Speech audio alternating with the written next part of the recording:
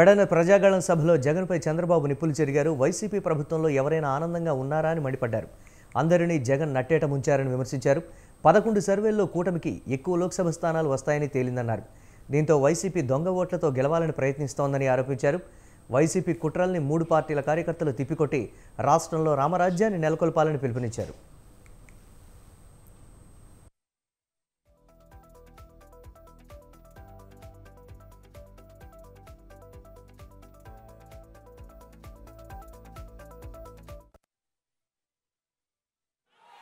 పేరు మార్చా జగన్ రెడ్డి సైకో.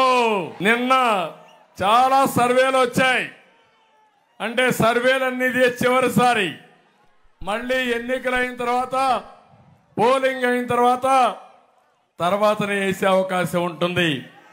11 సర్వేలు వస్తే 11 సర్వేల్లో కూడా 17 నుంచి 23 ఎంపీలు మనమే గెలుస్తున్నామని మీకు తెలియజేస్తున్నా. కొత్త బిచ్చగాడు, కొత్త నాటకం, డ్రామా ఆడాడా లేదా? కోడికత్తి డ్రామా ఆడాడా లేదా?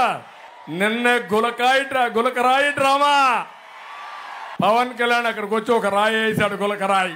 లేకపోతే చంద్రబాబు నాయుడు ఒక కుట్ర చేశాడు, హత్యా ప్రయత్నం. అర్థం చేసుకున్నారా తమ్ముళ్ళు?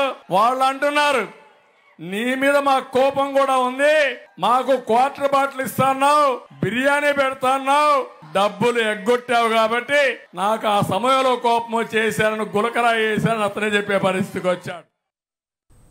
గతంలో కోడికత్తి గొడ్డలిపోటు డ్రామాలాడి జగన్ ఇప్పుడు గులకరాయి డ్రామాకు తెరలేపారని విమర్శించారు. జగన్పై జరిగిన దాడిని తామంతా ఖండించామన్నారు. పవన్ తనపై కూడా రాళ్లు వేయించారని మండిపడ్డారు.